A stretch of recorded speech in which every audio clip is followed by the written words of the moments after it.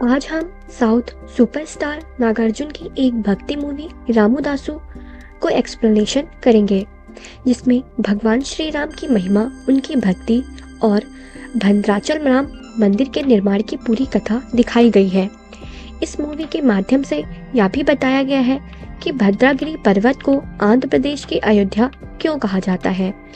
Movie की शुरुआत में दिखाया जाता है आंध्र प्रदेश के एक पर्वत शिखर पर भद्र नामक एक संत भगवान विष्णु की कठोर तपस्या कर रहे होते हैं। उनकी तपस्या से प्रसन्न होकर भगवान विष्णु उन्हें दर्शन देते हैं। भद्र संत वरदान में कहते हैं कि वे भगवान विष्णु के रामावतार को देखना चाहते हैं। भगवान विष्णु तथास्तु कहकर अंतर्ध्यान हो जाते हैं। कुछ समय बाद भगवान श्री राम, माता सीता और लक्ष्मण जी के साथ वहां प्रकट होते हैं।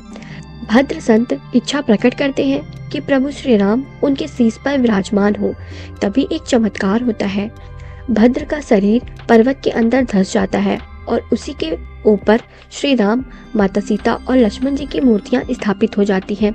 तभी से उस पर्वत का नाम भद्रागिरी पर्वत पड़ जाता है। काफी समय बीत जाता है और भारत पर मुगलों का शासन दिखाया जाता है। उसी समय दमक्का नाम की एक वृद्ध स्त्री सुल्तान के कुछ सिपाहियों के साथ जंगल जाती है। वह एक पर्वत पर जाकर कहती है कि उसे प्रभु श्री राम ने दर्शन दिए और बताया है कि यही उनकी मूर्ति है जिसे साफ कर दीपक जलाना है। सभी लोग उसका मजाक उड़ाते हैं और उसे अकेला छोड़कर चले जाते हैं, लेकिन दमक्का अकेली ही उस स्थान को खोज लेती है, मूर्ति की सफाई करती है और वहां दीपक जलाती है। दूसरी ओर गांव में प्रभु श्री राम की पालकी निकाली जा रही होती है। तभी एक मूर्ति पालकी से गिरने वाली होती है, लेकिन गोपाल यानी नागार्जुन उसे गिरने से बचा लेते हैं और वापस पालकी में रख देते हैं। इसके बाद गोपाल और उसकी प्रेमिका को दिखाया जाता है, जिसका जन्मदिन होता है। गोपाल उसे जन्मदिन की बधाई देकर घर लौटता है। घर पर उसकी माँ नाराज होती है क्योंकि घर का सारा अनाज भंडारे में चला जाता है। माँ कहती है कि पिछली बार अकाल में हमारे पास कुछ नहीं बचा था। गोपाल समझता है कि सब कुछ ईश्वर का दिया हुआ है और वही फिर से देंगे। गोपाल जिस लड़की से विवाह करना चाहता है, उसके पिता उसकी शादी किसी और से तय कर देते हैं, लेकिन कुंडली मिलाने पर पता चलता है कि जिससे भी उस लड़की की शादी होगी वह जेल जाएगा। यह सुनकर सभी लोग डरकर भाग जाते हैं। लड़की का पिता बहुत रोता है। तब गोपाल आगे बढ़कर कहता है कि वह उसी लड़की से विवाह करेगा। इस तरह गोपाल और कमला का विवाह हो जाता है। दान देने की वजह से गोपाल के घर की हालत बहुत खराब हो जाती है। गोपाल की माँ अपने भाई से कहती है कि वह गोपाल को गोलकुंडा ले जाकर सुल्तान के यहाँ नौकरी लगवा दे। सुल्तान तानाशाह प्रभु दिल के बहुत नेक होते हैं।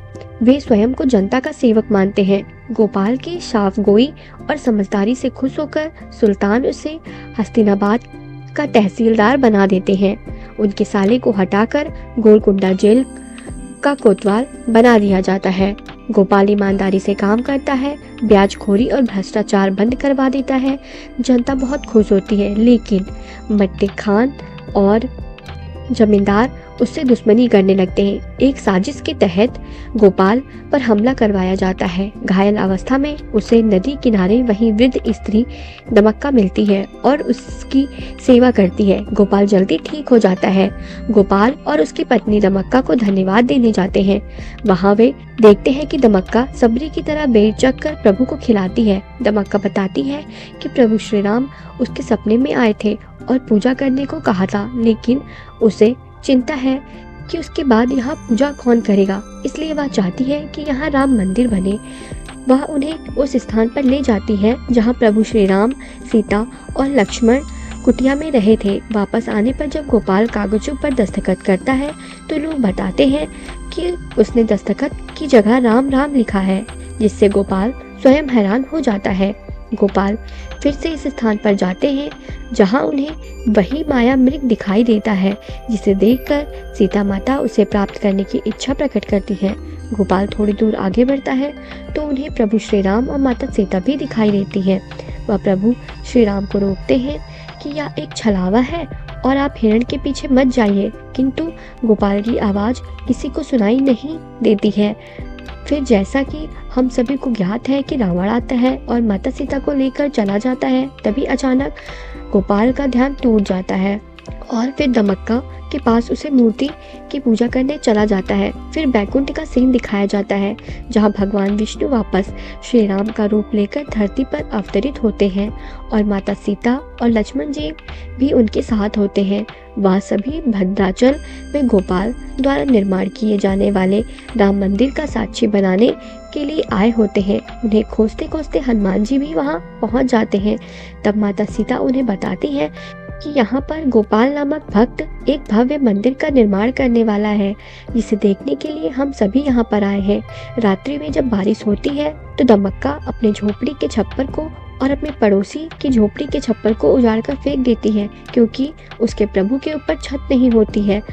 यह बात जब गोपाल को पता चलती है तो गोपाल वादा करता है कि वह गांव-गांव जाकर चंदा एकत्रित करेंगे और जब तक मंदिर का निर्माण नहीं होता है वह राम जी की मूर्ति के पास में ही एक पेड़ की छांव में रहने का निर्णय लेते हैं।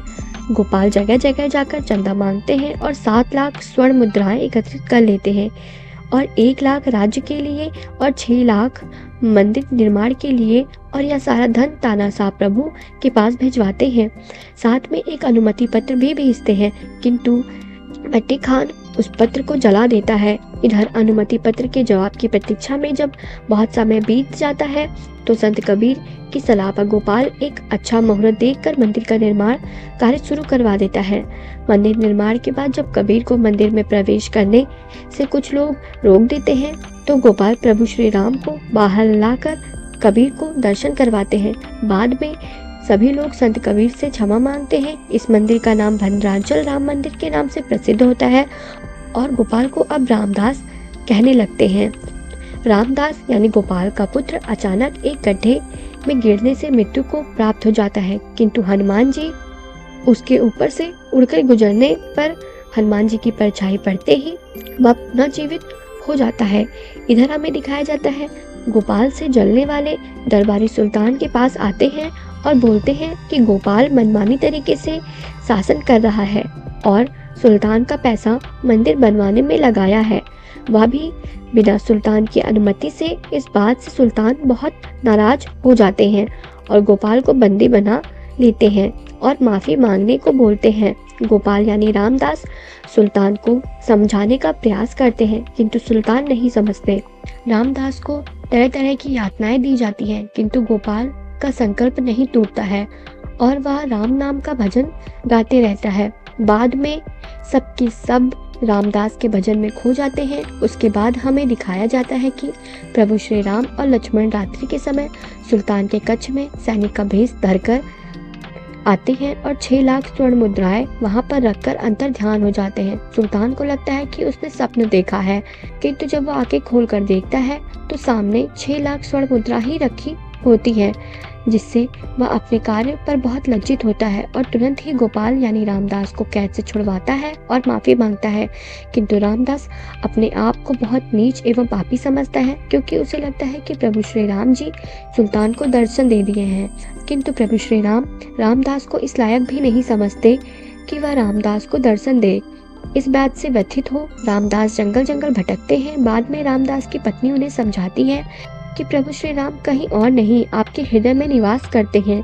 इस बात की जांच करने के लिए रामदास पास में पड़े एक पत्थर से अपना सीना चीर देते हैं, जहां प्रभु श्री राम और माता सीता के दर्शन होते हैं और तभी साक्षात प्रभु श्री राम और माता सीता सामने आ जाते हैं और रामदास को आशीर्वाद देते हैं। प्रभु श्री राम रामदास को स्वर्ग जाने का आशीर्वाद देते हैं, किंतु जब रामदास को पता चलता है कि स्वर्ग में राम भजन करने को नहीं मिलेगा, वह इसकी कोई आवश्यकता नहीं रहेगी, तो रामदास मना कर देते हैं और धरती पर ही रहकर भगवान श्री राम के नाम का स्मरण करना, उनकी पूजा करने को चुनते हैं।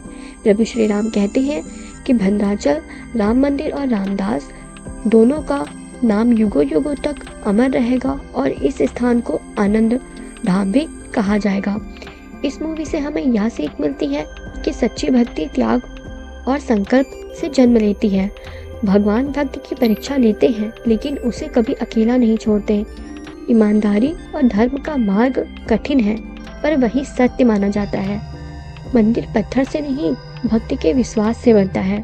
प्रभु श्री राम सच्चे भक्त के हृदय में निवास करते हैं।